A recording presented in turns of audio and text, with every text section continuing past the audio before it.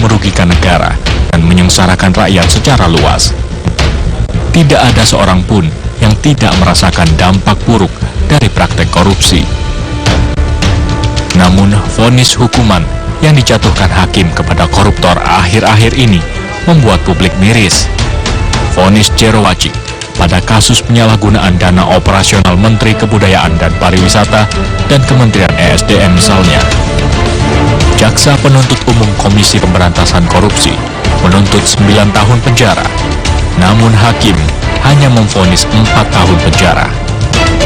Tak ayal tim Jaksa Penuntut Umum KPK menyatakan banding atas vonis masuk angin terhadap mantan Menteri Kebudayaan dan Pariwisata dan Menteri ESDM itu. Tim Jaksa Penuntut Umum KPK menilai putusan Jero tidak mencerminkan rasa keadilan di masyarakat. Berdasarkan data Indonesia Corruption Watch (ICW), naiknya tren vonis ringan terhadap koruptor semakin mengkhawatirkan pemberantasan korupsi. Berdasarkan penelusuran ICW, sejak tahun 2013 hingga 2015, terdakwa yang divonis ringan dari tahun ke tahun semakin meningkat. ICW mencatat, majelis hakim menjatuhkan vonis pidana rata-rata 2 tahun 8 bulan pada tahun 2014 dan menurun menjadi 2 tahun 2 bulan pada 2015. Selain itu, ada 564 terdakwa korupsi yang diadili sepanjang 2015. Dari jumlah tersebut, 401 koruptor dihukum di bawah 1 tahun sampai 4 tahun yang termasuk kategori ringan. Sementara 56 lainnya dihukum dengan hukuman sedang dan hanya 4 orang yang dijatuhi hukuman berat. Di tahun yang sama, hakim juga memutus bebas 68 koruptor. Ketua Komisi Pemberantasan Korupsi, Agus Raharjo, kecewa dengan vonis pengadilan terhadap para terdakwa korupsi yang kerap di bawah tuntutan jaksa. Kedepan, Agus ingin agar hukuman mati bisa diterapkan terhadap kasus korupsi di luar yang diatur dalam undang-undang. Misalnya terhadap terdakwa yang melakukan korupsi dalam jumlah besar. Selain vonis hukuman mati, KPK juga tengah mempertimbangkan perlu adanya pidana terhadap korporasi, tidak hanya kepada pegawainya. Hakim memang memiliki pertimbangan dalam memutus perkara, termasuk perkara korupsi. Namun seharusnya hakim juga mempertimbangkan rasa keadilan masyarakat, termasuk menjerakan maling uang rakyat dalam upaya pemberantasan korupsi di tanah air. Jika hakim yang digelari wakil Tuhan di muka bumi saja begitu mudahnya masuk angin dalam memutus hukuman kepada koruptor, lantas kemana lagi rakyat meminta keadilan atas dampak korupsi yang mereka terima akibat perbuatan tikus-tikus koruptor?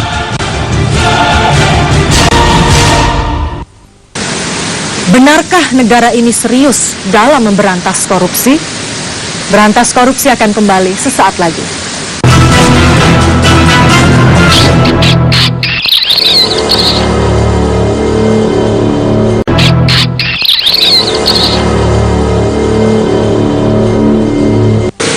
Indonesia Corruption Watch membeberkan data vonis terhadap koruptor semakin ringan dan jauh dari tujuan menjerakan. Padahal hukuman berat bagi koruptor bertujuan untuk menimbulkan efek jera. Vonis ringan koruptor justru meredupkan semangat pemberantasan korupsi di tanah air. Indonesia Corruption Watch (ICW) menilai vonis ringan yang diberikan hakim kepada terdakwa koruptor justru menciderai semangat pemberantasan korupsi. Anggota Divisi Hukum dan Monitoring Peradilan ICW, Aradila Cesar, menilai kecilnya vonis hakim diduga disebabkan tren tuntutan jaksa yang juga rendah. Untuk tahun 2015, rata-rata jaksa menuntut terdakwa dengan hukuman 3,5 tahun penjara.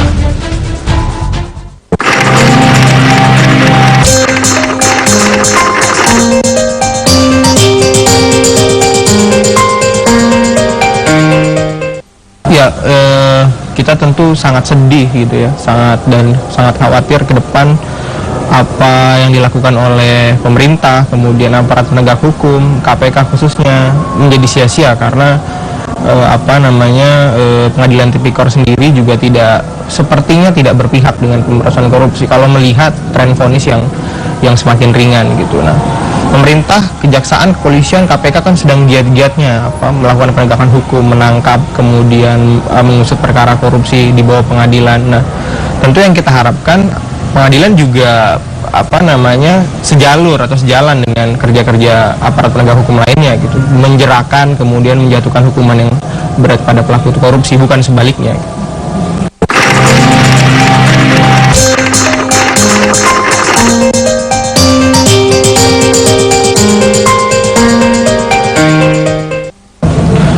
Ya, ini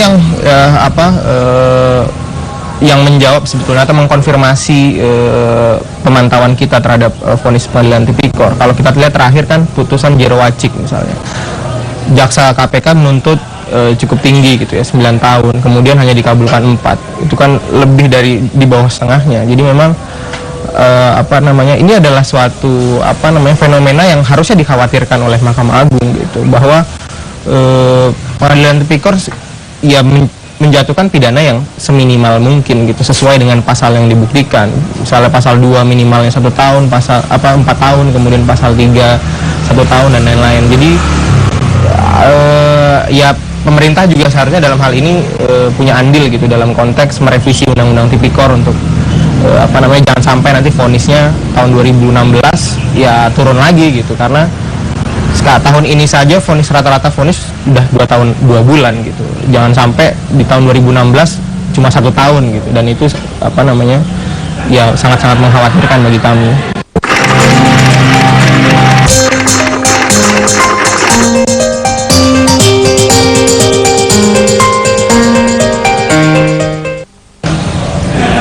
Kalau sejauh ini kita masih melihat ada 3 faktor utama gitu.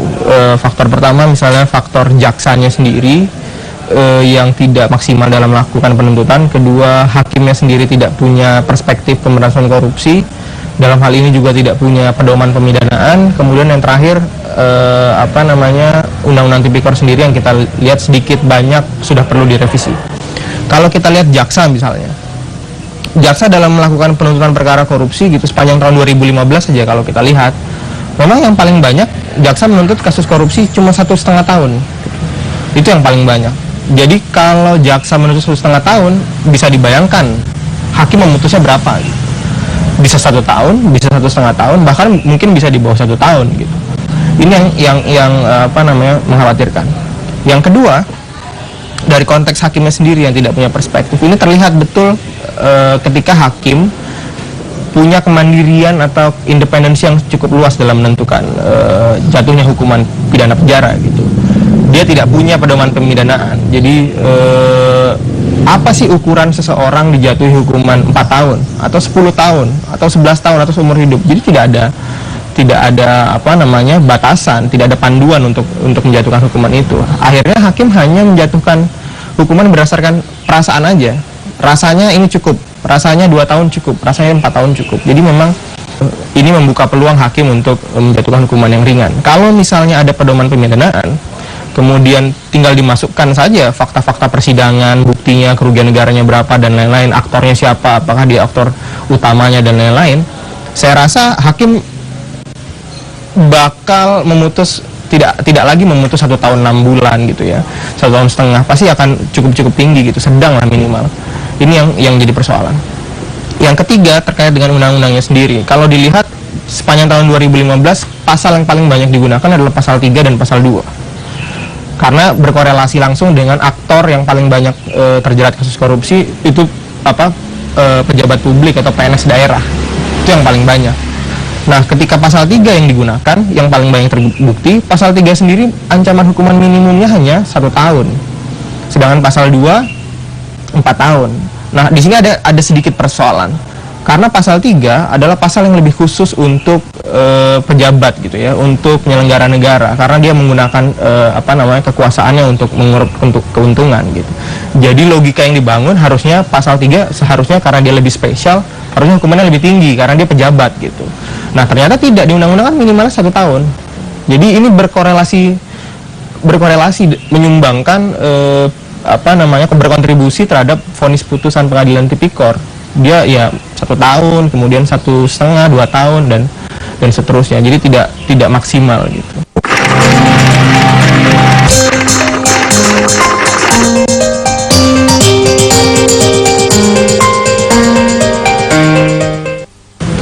Ya itu tadi, tidak ada pedoman pemidanaan. Ini kan akhirnya pada akhirnya sebetulnya muaranya juga berujung pada apakah putusan itu adil apa tidak gitu.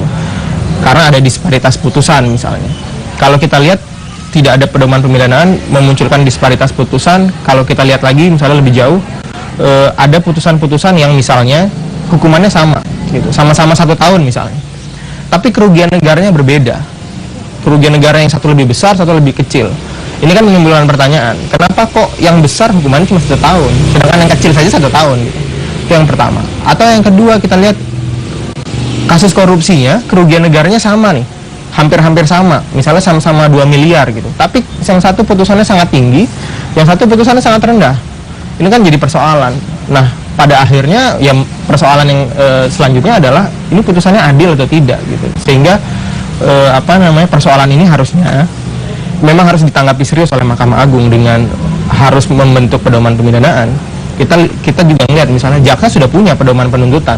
Jadi jaksa sudah tinggal menggunakan pedoman itu untuk menuntut kasus korupsi gitu. Berapa orang ini dituntut, dia tinggal memasukkan formulanya. Walaupun memang kalau kita lihat belum 100% semua jaksa menggunakan pedoman penuntutan gitu. Karena kita lihat masih banyak yang tuntutannya cuma 1 tahun dan lain-lain. Jadi Mahkamah Agung PR-nya adalah membuat pedoman pemidanaan, kalau tidak mau pengadilan tipikor semakin rendah memutus perkara korupsi. Pakar hukum tata negara Imran Putra Sidin menilai Majelis Hakim Pengadilan Tindak Pidana Korupsi memang punya wewenang untuk menjatuhkan hukuman terhadap terdakwa korupsi. Karenanya, dalam satu kasus yang sama, seringkali vonis dijatuhkan berbeda-beda. Vonis 2 hingga 4 tahun penjara dan penyitaan aset dinilai sudah cukup memberikan efek jera kepada koruptor.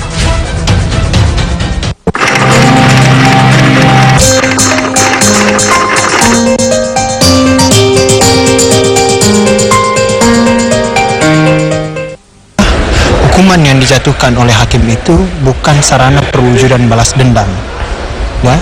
Jadi tidak bisa kita memaksa hakim, mendikte hakim untuk mewujudkan balas dendam itu, situ tidak bisa. Jadi kemudian kita menggiring hakim untuk menghukum seberat-beratnya, tidak seperti itu. Tapi vonis yang dijatuhkan hakim itu adalah tujuannya adalah pemasyarakatan terhadap seorang warga negara yang diduga yang sudah terbukti melakukan kejahatan. Dalam arti bahwa warga negara ini dianggap keluar dari pakem-pakem aturan yang ada, sehingga tanda kutip dianggap sakit, sehingga harus kemudian diobati atau dimasyarakatkan. Nah, dalam hal kaitan dengan perkara korupsi, maka ada 2 paradigma yang harus dipilih, yang harus menjadi pertimbangan bahwa apakah orang ini gitu penjatuhan hukumannya berapa tahun kira-kira orang ini kemudian bisa kembali hidup, kembali tanda kutip sehat sebagai warga negara yang tadinya dia berbuat kejahatan, kemudian dia bisa menyadari, dimasyarakatkan dan lain sebagainya di dalam lembaga pemasyarakatan, dia kemudian sehat kembali di situ. Yang kedua adalah kerugian negara yang timbul itu kemudian bisa kembali dipulihkan atas nama negara, dipulihkan kembali kepada negara. Jadi itu dua yang harus dipahami di situ.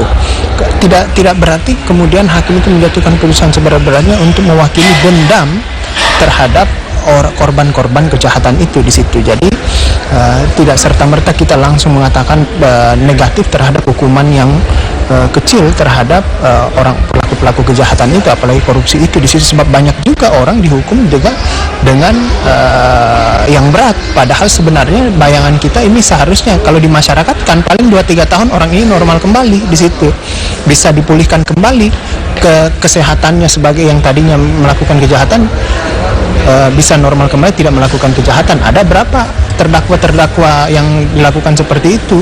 Sebutlah misalnya Anas Urbaningrum, kan seperti itu. Jadi kita harus memberikan pemahaman bahwa paradigma menjatuhkan putusan dengan balas dendam itu sudah ditinggalkan, sehingga kita tidak bisa mendesak-desak untuk menjatuhkan putusan yang seberat-beratnya, tidak seperti itu. Tapi yang penting adalah defek kerugian negara yang ditimbulkan itu bisa segera dipulihkan. Jadi misalnya kerugian negara begini, udah kita kembalikan, disita hartanya dan lain sebagainya, sudah, dan kemudian dia bisa hidup normal lagi. Tapi jangan harta yang bukan korupsi juga disita, itu juga menjadi yang harus diperhatikan gitu.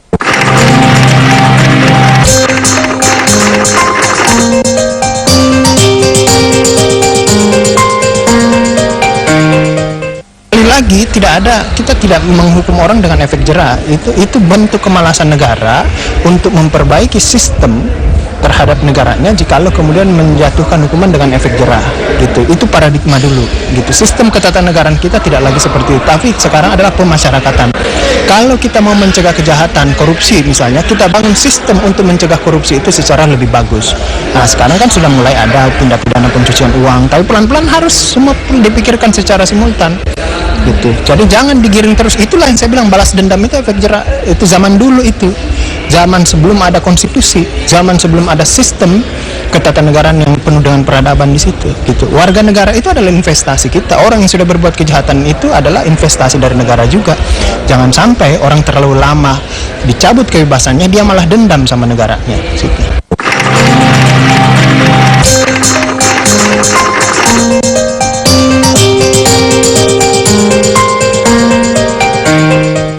Sudah ada batas minimum seperti itu, tapi kembali lagi otoritas hakim untuk kemudian memberikan penilaian itu, menjatuhkan putusannya. Yang penting hakim itu tidak menjatuhkan putusan karena korupsi juga, itu aja yang kita jaga gitu. Tidak usah kita terlalu memaki-maki hakim menjatuhkan vonis, kok rata-rata nggak mungkin. Semakin banyak orang di penjara, maka semakin banyak warga negara yang dendam sama negaranya. Apa itu yang kita ingin capai?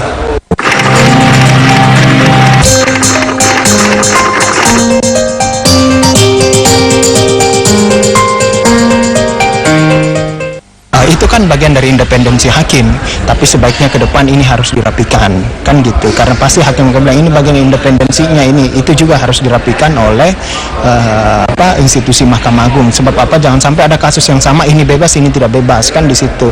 Ini pekerjaan besar kita memang yang harus, ini pertanyaan penting yang harus dijawab, tidak dijawab secara parsial, tapi ini harus Mahkamah Agung, DPR dan lain sebagainya harus merapikan ini. Pelaksana Harian Kepala Biro Humas KPK, Yuyu Andriati menyatakan, Komisi Pemberantasan Korupsi berharap putusan hakim di pengadilan terhadap koruptor pada tahun ini sesuai dengan tuntutan jaksa. KPK selalu berupaya menuntut koruptor dengan hukuman maksimal dengan menimbang peran yang bersangkutan dalam suatu perkara.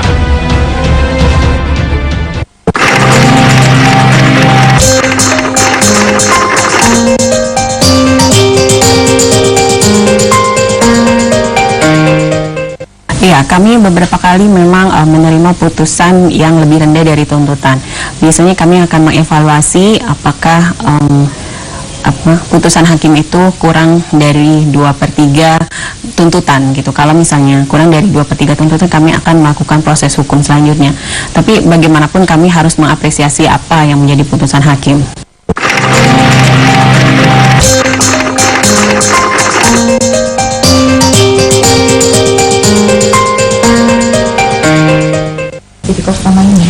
Ya, kalau melihat dari proses hukum yang dilalui oleh KPK, kami seringkali melakukan banding dan juga kasasi. Itu artinya memang kami belum menerima apa yang menjadi putusan hakim, begitu.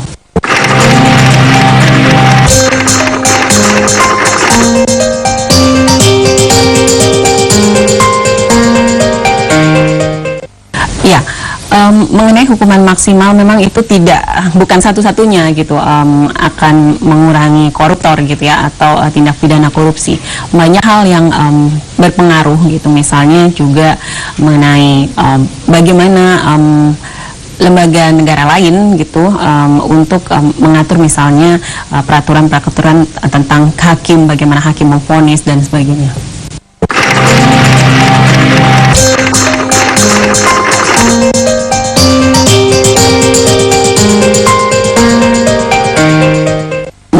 masih ada kelemahan gitu ya. Kalau kita lihat Undang-Undang Tipikor masih menggunakan batas hukuman minimal, dan itu ternyata banyak diambil oleh hakim untuk memutuskan hukuman minimal gitu. Misalnya pasal 2 dan pasal 3 Undang-Undang 3199 itu menetapkan batas minimalnya misalnya 4 tahun dan ada yang 1 tahun, dan itu diambil oleh hakim untuk memutuskan memutuskan hukuman untuk koruptor, dan saya rasa itu perlu menjadi pertimbangan untuk diamandemen gitu ya, atau direvisi, diperbaiki.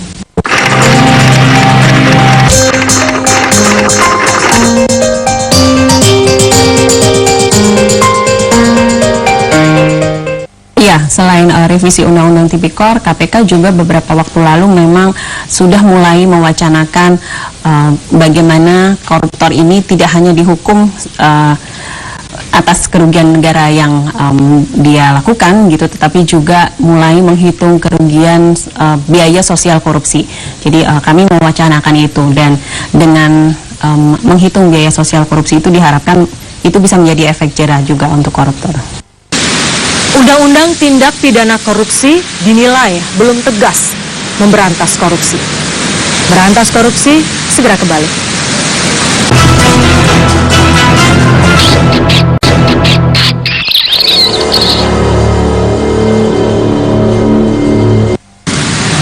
Rakyat tak pernah putus asa memimpikan Indonesia yang bersih dan bebas korupsi. Harapan itu terus terjaga dengan keberadaan Lembaga Anti Rasuah Komisi Pemberantasan Korupsi. Koruptor semestinya dibuat jera, bukan diperlakukan istimewa. Vonis ringan terhadap koruptor masih menjadi onak dalam upaya pemberantasan korupsi di Indonesia. Vonis masuk angin, gagal memberikan efek jera terhadap penjahat kerah putih. Koruptor lebih jahat dari penjajah, karena koruptor merampas harta dan menghisap keringat saudara sebangsanya sendiri. Karenanya, penanganan masalah ini pun harus secara luar biasa agar dapat memberikan efek jera bagi pelaku dan dapat memenuhi rasa keadilan masyarakat. Namun, kenyataan selama ini menunjukkan vonis terhadap sejumlah terpidana kasus korupsi masih jauh dari rasa keadilan masyarakat.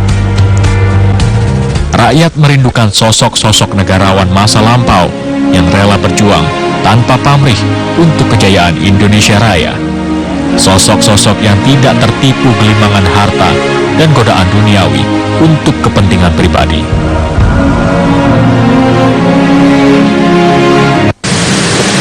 Saudara, demikian seluruh sajian berantas korupsi edisi kali ini. Mewakili kerabat kerja yang bertugas, kami berterima kasih atas perhatian Anda. Korupsi harus diberantas jika kita menginginkan kejayaan Indonesia Raya. Bersihkan Indonesia dari korupsi, berani bersih,